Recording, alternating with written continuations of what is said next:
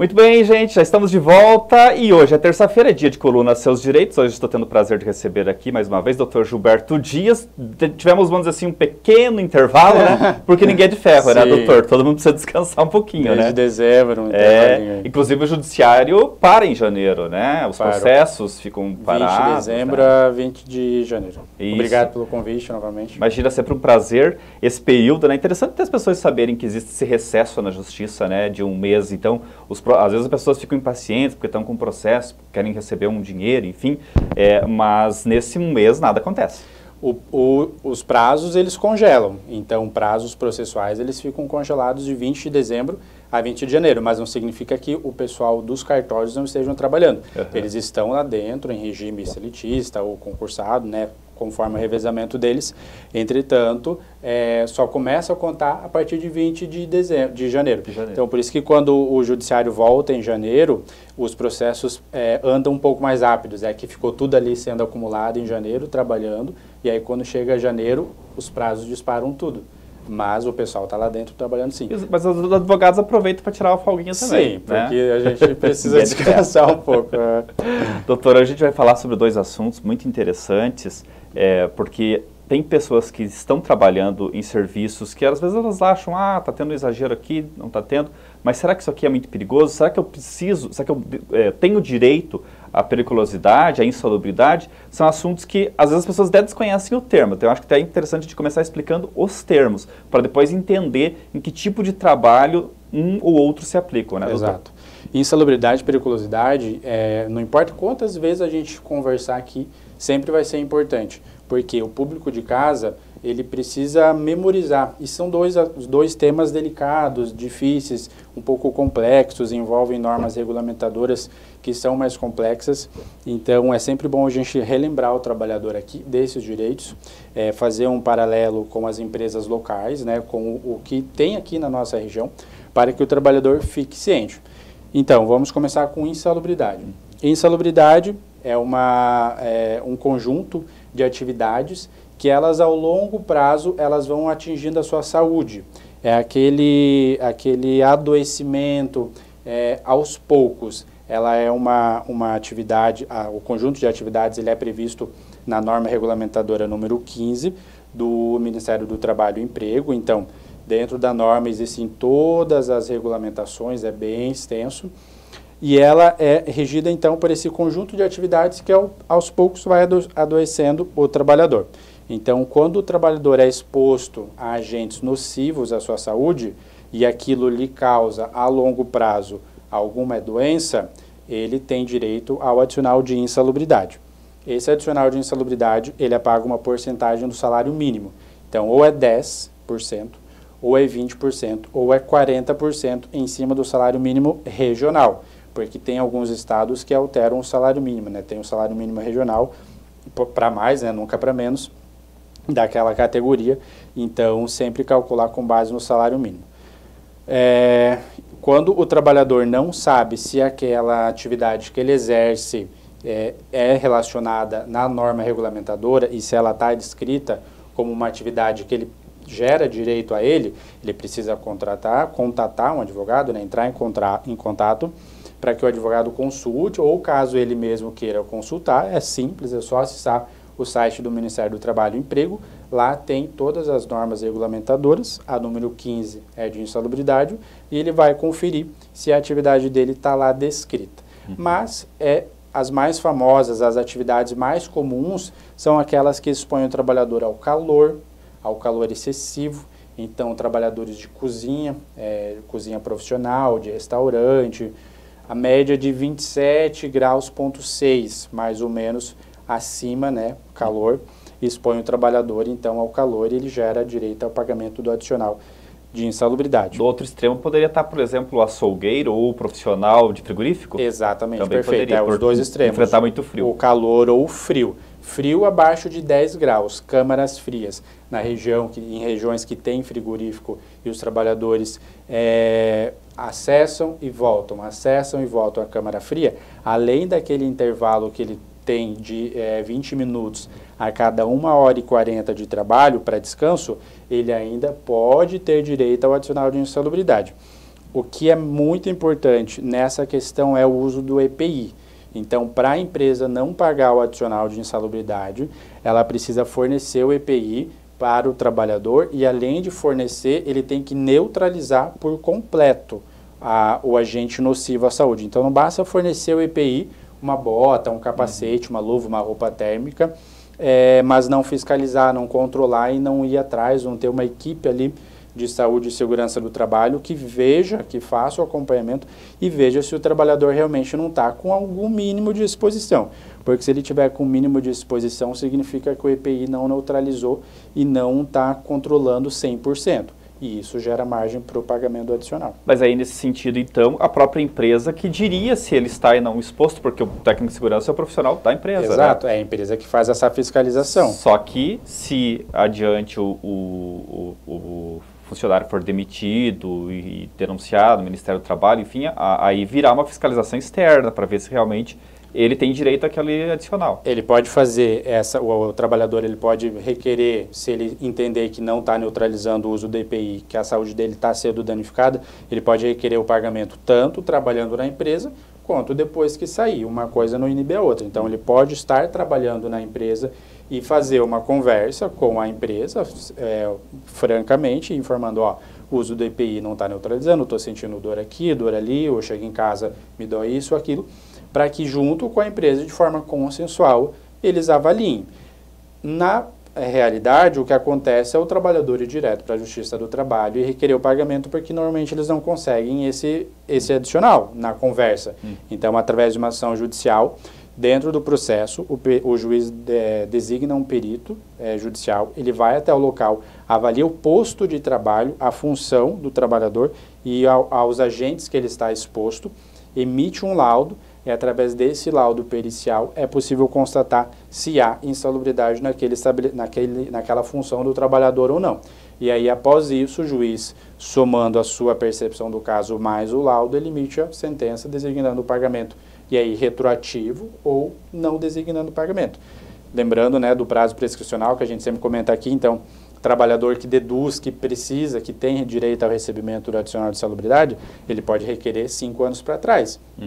Então, se ele entrar com um processo hoje e o juiz deferir, ele vai deferir o recebimento retroativo até 5 anos. Se ele trabalha 10 anos numa empresa, ele já perdeu 5 anos aí de direito. Então, sempre estar atento ao prazo. Quer dizer, não é interessante nem para a empresa também postergar essa situação, porque daí é ela que vai ter problemas lá na frente. E aí vem tudo corrigido com juros. Então, o correto é a empresa mesmo se adequar dentro da sua realidade, né? A gente fala ali do frio, por exemplo, a exposição ao frio pode causar uma série de problemas de saúde, né? Exato. Que a pessoa possa vir a ter. Até o calor também é bastante preocupante. Mas não é só disso que a gente está falando de várias outras coisas, né?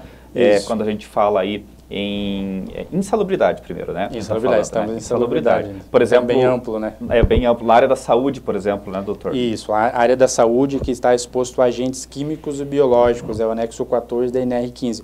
Então, por exemplo, quem trabalha em enfermaria, hospitais, até ambulatórios de empresas que têm contato com risco biológico, a empresa tem que pagar o adicional. Dentista também é algo que o pessoal não tem muito conhecimento, mas está exposto por conta do uso de materiais pontiagudos, né, do risco de contaminação. Então, esses ambientes também estão expostos. Agentes de laboratórios que trabalham com raio-x, tudo isso gera direito ao pagamento de insalubridade. Quem trabalha em empresas que têm muitos gases, poeira, agentes nocivos, tudo isso que vai, ao longo tempo, danificando, causando lesões na saúde do trabalhador, ele vai gerar o direito ao adicional. E aí, quem delimita a porcentagem, se é 10, 20 ou 40, é a própria ANR. Entretanto, a Justiça do Trabalho ela tem essa autonomia para, em determinadas decisões, até mesmo alterar a porcentagem. Então, mesmo que às vezes na norma regulamentadora o adicional seja de 20%, mas através de um processo o juiz com o perito veja que a exposição do trabalhador é muito forte, bem contínua, intermitente, pode ser que designe até 40%. Então, cada caso é um caso, tem que sempre avaliar a função do trabalhador. E é interessante a gente entender a importância do técnico de segurança do trabalho, que é um profissional que a empresa contrata, para ele dizer, ó, esse aqui tem a insalubridade, esse não tem, esse... Isso, a equipe de saúde e segurança do trabalho das empresas é de extrema importância, né? Tanto o engenheiro de segurança, técnico de segurança, o médico do trabalho, né? Com o RQE em dia, com todas as determinações que lhes são impostas, técnico de enfermagem, enfermeiro. Então, esse conjunto de trabalhadores que fazem parte, né, do SESMIT, eles são de extrema importância, porque eles evitam muitos passivos trabalhistas. Então, antes você já pagar regular e contínuo ou fiscalizar a utilização dos EPIs, fornecer, fazer treinamentos, pegar a assinatura de que o trabalhador recebeu, confirmar que ele está usando, porque ele não está tirando, por exemplo, quando entra no trabalho e só colocando no final do turno os equipamentos. Então, isso é muito importante, que evita uma série de problemas futuros. E existe um mínimo de funcionários que precisa ter para a empresa ser obrigada a contratar o técnico de segurança do trabalho, o médico do trabalho? Sim, é proporcional. Então, quando você pega empresas pequenas, de pequeno porte, você sempre, a gente repara que elas não têm equipe de saúde ali e sempre contratam terceirizados, porque não é uma obrigação. Existe uma tabela na lei, então acima de X funcionários, com o grau de risco, são duas somatórias, a quantidade de funcionários e o grau de risco. Por isso, empresas grandes, por exemplo, que a gente tem na região, tem o seu próprio médico, sua própria farmacêutica, porque a somatória do grau de risco com o número de funcionários, a lei exige que exista o ambulatório ali. Agora vamos pular então para periculosidade. Vamos. Qual que é a diferença da insalubridade para periculosidade? Periculosidade, ao contrário da insalubridade, ela não vai te danificar, não vai danificar a saúde do trabalhador a longo prazo. Ela é abrupta, é rápida. Então, todo o adicional de periculosidade, ele é pago para aquelas atividades que põem em risco a vida do trabalhador. Então, por exemplo, se você exerce uma atividade que você possa vir a falecer durante a execução das suas atividades, você pode ter direito ao adicional de periculosidade. O cara que fica preso lá naqueles prédios limpando vidro lá, aquilo é super perigoso. Exato. Então, o próprio nome ele vem de perigo, né? Então, perigo à vida.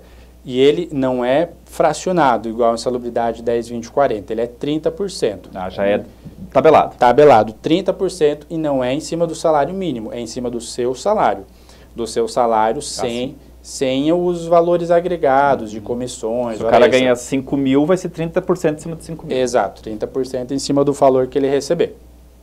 Exemplos que a gente tem muito conhecidos, que a lei determina expressamente, são inflamáveis. Pessoal que trabalha em posto de gasolina, inclusive quem trabalha aos arredores ali, que tem risco de explosão, tem direito ao adicional de periculosidade. Energia elétrica é o mais famoso, né, porque as chances de sobrevivência são baixíssimas. Então, se você trabalha com energia elétrica, tem que receber o adicional de periculosidade. Vigilância armada também, escolta armada, quando o trabalhador de vigilância está exposto a roubos, assaltos, né, que exponham a vida dele a risco, ele tem direito também. E recentemente foi introduzido também a vigilância pessoal, que não era usual ter esse direito ao recebimento, porque não tem tanto envolvimento a perigo quanto as outras. Mas isso ainda gera muita discussão e é preciso avaliar cada função, às vezes ter o processo para fazer a perícia, desenvolver, depende também do local, da cidade, que está do entendimento, da vara, mas na regra é vigilância pessoal e patrimonial. Eu acho que sempre vale a conversa, né, com o patrão, né, olha, está tendo esse risco, está tendo esse perigo, com o técnico de segurança do trabalho, que é a pessoa que paga para isso, né? Exato. Mas se não tiver conversa, né, a justiça está aí para amparar, né, doutor? Exato, a sinceridade e a conversa entre as partes é sempre o melhor caminho. Sempre o trabalhador registrar, deixar salvo, informar o patrão sobre a percepção que ele está tendo da atividade, ele consultar o próprio trabalhador nas normas, se aquela atividade dele tem direito, e sempre estar bem informado para ver se você já deveria estar recebendo e não recebe, né? Ou se você não está recebendo e está tudo certo. E a conversa é sempre o melhor caminho. E os próprios patrões também bem informados para, né, saber se a atividade que ele está pagando para aquele funcionário oferece risco ou não para ele. Isso, às vezes muitos patrões, muitas empresas nem têm o conhecimento assim, de que aquela determinada atividade deve ter o pagamento de periculosidade, porque as coisas na Justiça do Trabalho, elas são muito variáveis de decisões, às vezes vem uma lei nova, inclui uma atividade nova, por exemplo, a atividade de motoboy, até pouco tempo atrás não era reconhecida como uma atividade periculosa, mas de uns 4, 5 anos para cá, ela veio incluída e hoje quem trabalha como motoboy tem direito à periculosidade porque ele está exposto a acidente de moto que pode levar a óbito. Olha, isso eu não sabia também, né? Isso. Até porque eu acho que muitos trabalham como autônomos, né? Trabalham aqui, trabalham ali, entregam para esse, para aquele outro. Aí né? é outro ponto, a maioria nem são registrados de motoboys que trabalham entregando lanche, porque as empresas informam que